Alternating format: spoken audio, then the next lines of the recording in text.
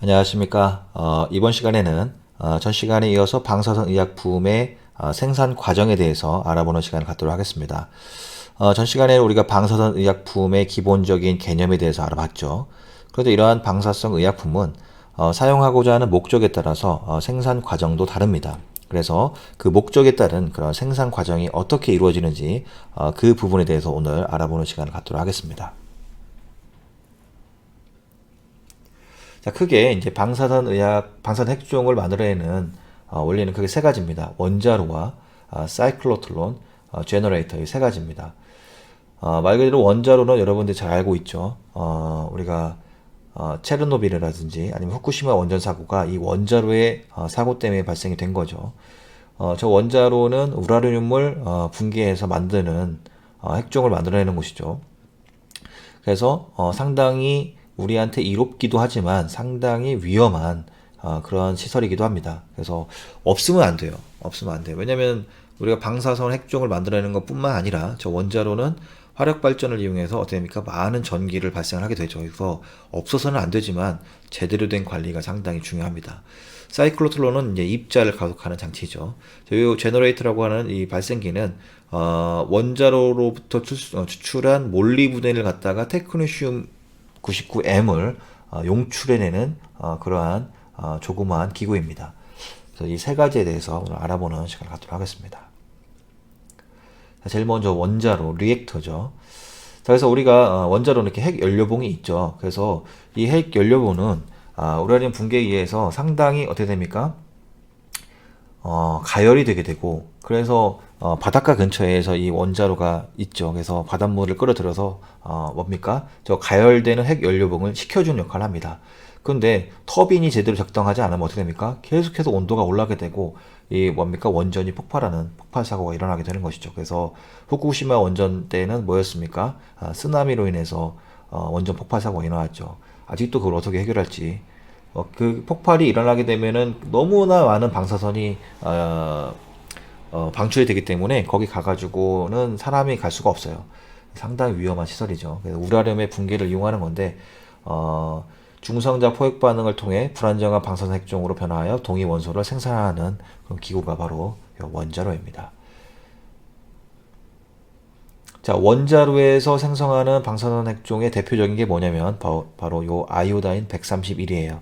자, 요 아이오다인 131 어디에 사용됩니까? 옥소 계열이죠. 따라서 갑상선 치료에 사용이 됩니다. 근데 이 아이오다인 131은 베타선이 방출이 되죠. 606kV 의 베타선과 364kV 의 감마선이 동시에 방출이 됩니다. 그래서 요 베타선을 갖다가 요 아이오다인 131을 인체에 투여를 하면 어떻게 됩니까? 이렇게 갑상선, 사일로이드에 집적이 되는 거죠. 사일로이드 캔서에 집적이 돼서 어떻게 됩니까? 치료를 하게 되는 것이죠. 자, 그런데 364kV 감마선이 나와요. 안 나왔으면 좋겠는데 나와요. 그래서 얘는 치료를 할 수 없기 때문에 이미지를라도 활용을 하자.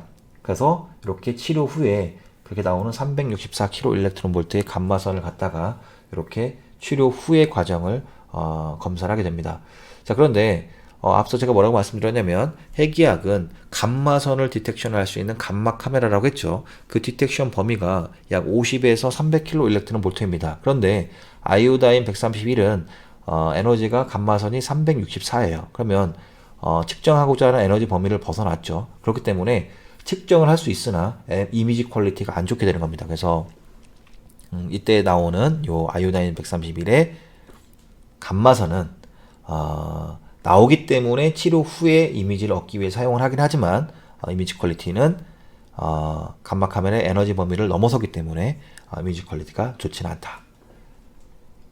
자, 그 다음에 여러 가지 핵종이 있지만 그 중에서도 또 대표적인 게 뭐가 있냐면 요 몰리브덴 99라는 게 있습니다. 이 몰리브덴 99는 앞서서 말씀드렸다시피 제너레이터를 만들어서 테크니슘 99M을 용출해내는 장비를 만들게 되는 것이죠. 그래서 우리가 원자로에서 테크니슘 99M이 바로 용출되는 건 아니지만 이 원자로에서 몰리브덴 99를 만들지 않으면 제너레이터를 만들 수가 없고 따라서 우리는 테크니슘 99M을 만들 수가 없습니다. 따라서 테크니슘 99M을 만들기 위해서는 반드시 뭐가 필요하냐면 요 리액터, 원자로가 반드시 필요하게 되는 것입니다. 그래서 원자로에서 만들어진 대표적인 물질 두 가지는 뭐냐면 베타선을 방출하는 요 아이오다인 계열의 방사선 핵종과 요 몰리브덴 99가 생성이 된다라는 사실을 여러분들이 아시면 될 것 같습니다. 자, 다음은 이제 사이클로트론 입자 가속 장치에 대해서 알아보도록 하겠습니다. 사이클로트론 입자 가속 장치죠.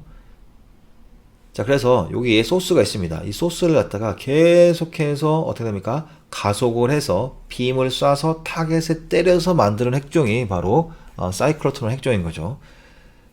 자, 제가 사이클로트론 설명할 때 항상 설명드리는 게 뭐냐면 여기 유럽의 입자 물리 연구소인 세른이라는 곳을 예를 듭니다. 일부의 분들은 이걸 선이라고도 읽는데요. 정확한 명칭은 세른이라는 곳입니다. 그래서 유럽의 입자 물리 연구소고요. 여기에 이제 이런 입자 가속 장치가 있는데 이렇게 반경 27km짜리의 입자 가속 장치가 묻혀 있어요. 이렇게 입자 가속 장치가 묻혀 있는 거죠. 자, 저기에서 죄송합니다. 어떤 일을 하느냐? 프로톤, 양성자를 빛의 속도로 가속을 합니다. 양성자를 빛의 속도로 가속을 해서 타겟을 때려서 부서지는 물질들을 분석해내는 것이죠.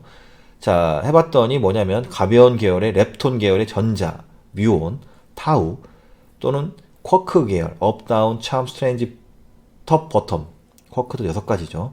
이런 물질, 12가지 물질로 분리가 되더라라는 것입니다. 자, 그래서 우리가 쿼크 3개로 이루어진 물질을 베리온이라고 하죠. 중입자라고 합니다. 약간 무거운 물질이라고 하고, 쿼크 2개로 이루어진 물질을 뭐라고 하냐면 메존, 중간자라고 하고, 그 다음에 이 가벼운 물질을 렙톤 계열이다 이렇게 얘기를 하는 거죠. 그래서 우리가 이 쿼크 단위에서 뭡니까? 그 핵종의 차지 플러스 1인지 0인지 이런 것들이 결정이 되는 거죠. 나중에 시간이 된다면 그 부분까지 한번 해보도록 하겠습니다. 자, 어쨌든 간에 이러한 일을 사이클로트론으로 합니다. 그런데 유럽의 입자 물리 연구소에서 사용하는 저 사이클로트론과 똑같은 사이클로트론이 어디에 있냐면 바로 임상에도 있습니다. 메디컬 사이클로트론이 있어요. 원리는 똑같습니다. 입자 가속 장치입니다. 그래서 여기서 다음과 같은 핵종들을 만들어내요. 요것들은 뭐냐면 다 사이클로트론 핵종인 거죠. 자, 요 4가지뿐만이 아니라 더 많은 핵종이 있습니다. 하지만 요 4가지는 여러분들이 반드시 숙지를 하셨으면 좋겠습니다. 자, 그러면 어떻게 우리가 사이클로트론 핵종을 만들어내느냐? 자, 우리가 원자 핵과 전자로 이루어져 있죠. 요 원자 핵은 양성자와 중성자로 이루어져 있습니다. 자, 그런데 이 양성자와 중성자는 개수가 같아요. 그래서 핵종이 항상 안정 상태를 유지하게 되는 겁니다. 그러면 핵종이 불안정해지려면 어떻게 되냐면 요 양성자나 중성자의 개수가 많아지면 핵종이 불안정한 상태가 됩니다. 자, 그런데 우리가 방사성이 있고 방사능이 있고 방사선이 있었죠. 방사능은 방사선을 낼 수 있는 능력이었고 방사성은 방사선을 낼 수 있는 성질이었죠. 그때 나오는 게 이제 방사선인데 방사선은 불안정한 핵종이 안정한 핵종으로 변화하면서 나오는 게 방사선이다 이렇게 말씀을 드렸죠. 자, 그러면 사이클로트론에서 입자를 가속을 해서 타겟에 때리면 어떻게 되냐면 요 양성자의 개수가 많아집니다. 그러면 앞서서 말씀드렸죠. 양성자나 중성자의 개수가 많아지면 불안정한 핵종으로 바뀐다고 했죠. 자, 그러면 이러한 불안정한 핵종은 안정 상태로 돌아가려고 합니다. 그래서 요 양성자가 중성자로 변화를 하게 됩니다. 그래서 불안정한 상태에서 안정된 상태로 변화를 하면서 뭐를 방출하냐면 다음과 같은 포지트론, 양전자를 방출하게 되는 것입니다.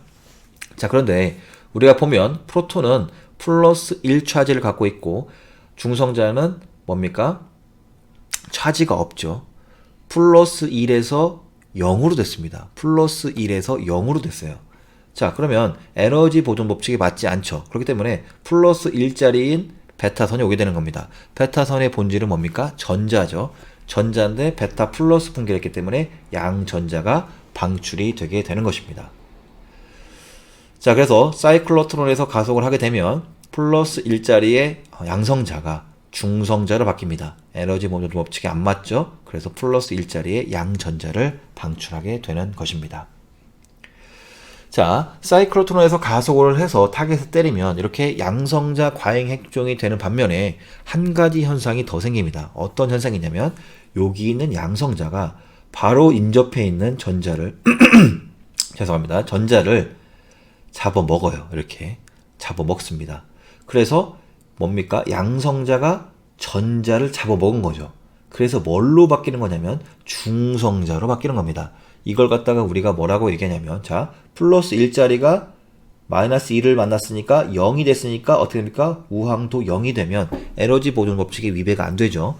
자, 그래서 이걸 뭐라고 합니까? 우리가 일렉트론 캡처, 전자 포획이다. 이렇게 얘기를 합니다. 아, 사이클론에서 입자를 가속해서 타겟에 때리면 두 가지 현상이 생기는데, 한 가지는 양성자 과잉 핵종이 되던가 아니면 일렉트론 캡처 현상이 일어난다 라는 것이죠. 자, 그래서 방사선 핵종, 앞서선 요 4개만 보여드렸는데 더 많은 핵종이 있죠. 그래서 위에 요 3가지는 베타 플러스 붕괴만 하는 거고, 요 밑에 있는 갈륨 밑에 요 살륨까지는 일렉트론 캡처를 하게 되는 것이죠. 근데 요 F80는 유일하게 베타 플러스 붕괴라든지 일렉트론 캡처가 두 가지가 모두 일어나는 그런 물질이 되겠습니다. 그래서 우리가 사이클로트론에서 입자를 가속해서 나오는 핵종은 이렇게 여러 가지가 있는데, 그 안에서는 베타 플러스 붕괴와 바로 일렉트론 캡처, 이 두 가지 현상이 일어난다 하는 사실을 여러분들이 아시면 될 것 같습니다. 자, 다음은 이제 제너레이터인데요. 이거는 뭘로 만든다고 했냐면 앞서 말씀드린 이제 리액터, 원자로에서 용출해낸 그 몰리브덴을 가지고 만든 기구라고 했죠. 자, 제너레이터에서 이제 우리가 이제 방사선 핵종을 만들어낼 건데, 방사선 핵종을 용출해서 나중에 그걸 갖다가 방사선 의약품을 만드는 것까지를 한 번에 보도록 하겠습니다. 핵종을 뽑아서 이제 방사선 의약품을 만드는 것까지. 자, 요거는 좌측에 있는 건 셀라인이고요. 요거는 의약품입니다. 방사선 핵종이 아니고 의약품이에요. 의약품은 어떻게 되어 있냐면 이렇게 되어 있습니다. 가루 형태로 되어 있어요. 분말 형태로 되어 있습니다. 여기 액체가 들어있지 않죠. 이런 형태가 되어 있습니다. 자, 그런데 이게 제너레이터예요. 이게 제너레이터인데 요 안에 뭐가 들어있냐면 아까 원절에서 만들어진 몰리브덴 99가 여기 들어있어요. 여기에는 지금 셀라인이라고 적혀있죠. 여기 백큐ම්, 진공관이라고 되어 있습니다. 그래서 여기는 셀라인을 꽂고 여기는 뭐를 꽂은 거냐면 진공 바이알을 꼽는 거예요. 자, 이런 바이알, 요거 없다고 생각하시면 됩니다. 방사선 의약품이 없는 이러한 진공 바이알을 이쪽에 꼽는 겁니다. 자, 그래서 어떻게 우리가 테크니션 99M을 용출해 내느냐. 자, 먼저 여기다가 셀라인을 꼽았죠. 자, 셀라인을 꼽습니다. 그 다음에 여기다 뭐를 꼽냐면 여기다 요거와 똑같은 진공 바이알, 아무것도 들어있지 않는 진공 바이알을 꼽으면 어떻게 됩니까? 압력 차이에서 일로 쭉 내려갔던 물질이 이렇게 올라오겠죠. 여기는 진공이니까. 그런데 요때 몰리브덴을 씻겨서 이렇게 올라가게 되는 겁니다. 자, 그런데 진공 바이알에다가 이렇게 뭔가를 차폐를 했죠. 나부로 차폐를 한 겁니다. 왜 차폐를 한 거냐면 요때 이 진공 바이알에 이렇게 딸려오는 요 물질은 요 몰리브덴을 씻겨서 테크니션 99M이 딸려오기 때문에 방사선 핵종인 거죠. 그래서 방사선 핵종이 감마선이 나오기 때문에 그거를 차폐를 시켜주고자 이렇게 진공 바이알에 차폐체를 씌워서 꼽게 되는 것입니다. 자, 이해를 돕기 위해서 제가 모식도를 한번 그려봤는데요. 이쪽에 이제 이게 셀라인입니다. 셀라인을 먼저 딱 꼽아요. 그 다음에 이때가 진공 바이알을 딱 꼽습니다. 그럼 압력차가 생기겠죠. 그래서 셀라인에 있는 물질이 쭉 따라서 내려갑니다. 내려가서 어떻게 됩니까? 이렇게 해서 이렇게 올라오게 돼서 이 진공 바이알로 올라오게 되는 거죠. 근데 여기에 뭐가 들어있냐면 몰리브덴 99가 여기에 위치되어 있는 겁니다. 그래서 이 몰리브덴을 씻겨서 이렇게 테크니션 99M으로 들어오게 되는 것이죠.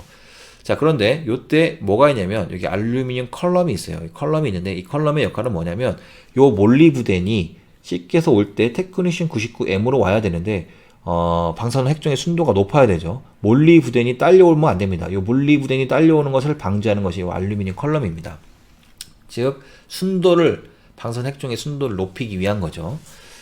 자, 그래서 이렇게 셀라인이 따라 내려와서 이렇게 올라가 가지고 이렇게 백큐음에 채워지게 되면 요게 이제 테크니션 99M이 되는 것이고, 요때 들어온 요 물질은 방사선 핵종이기 때문에 아까 앞서서 봤죠.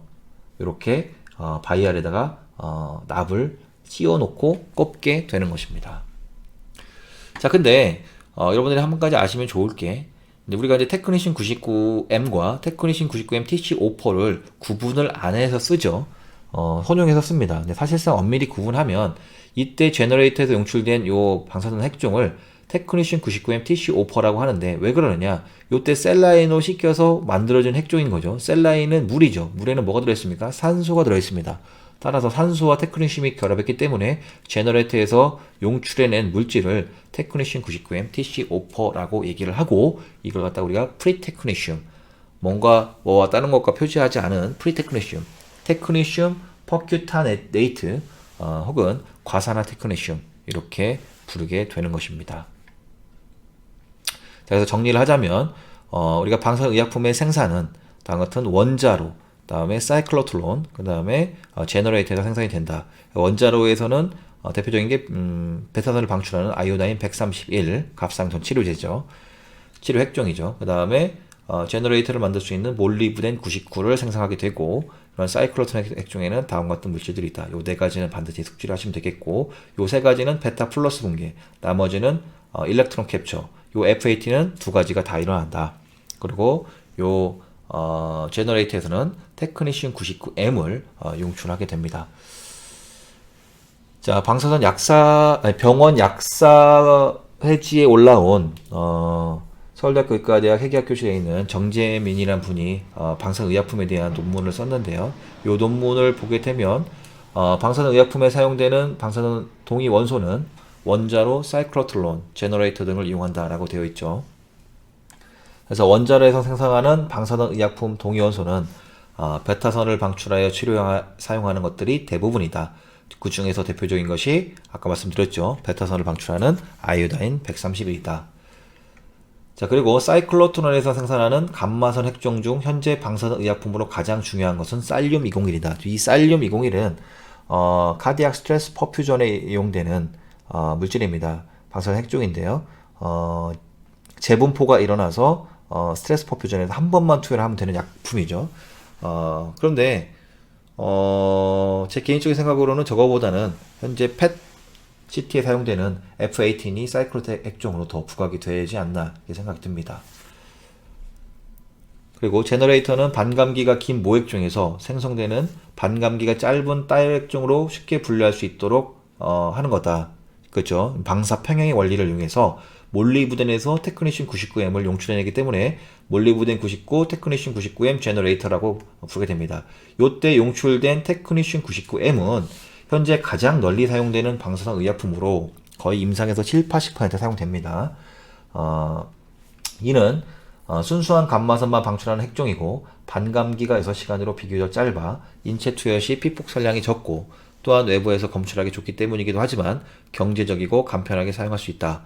자, 얘의 테크니슘 99M의 에너지 범위는 140kg 일렉트론 볼트입니다. 그래서 우리가 감막 카메라에서 검출할 수 있는 50에서 300kg 일렉트론 볼트에 아주 최적화된 그러한 방사 핵종이고, 그 다음에 반감가 6시간이기 때문에 하프라이프가 상당히 짧아요. 짧습니다. 그렇기 때문에 인체에 그러니까 붕괴돼서 머무는 시간이, 붕괴가 빠르기 때문에 머무는 시간이 짧습니다. 그래서 인체 피폭량이 적죠. 내부 피폭이 상당히 위험한데 어쨌든 간에 우리 인체에서 반감기가 짧기 때문에 빠르게 배출이 됩니다. 그리고 아까 했다시피 제너레이터에서 쉽게 용출할 수가 있는 것이죠. 그래서 이러한 장점으로 제너레이터를 사용한다라는 것을 여러분들이 아시면 될 것 같습니다. 자, 이번 시간에는 전 시간에 이어서 이러한 방사선 핵종이 어떻게 생산이 되는지에 대해서 알아봤는데요. 다음 시간에는 이러한 방사선 핵종의 어떠한 방사선 핵종으로부터 나오는 이러한 것들을 어떻게 관리를 하는지 그런 거, 그리고 방사선 핵종이 나온 물질들의 특성, 이런 것들에 대해서 알아보는 시간을 갖도록 하겠습니다. 자, 끝까지 경청해 주셔서 대단히 감사합니다.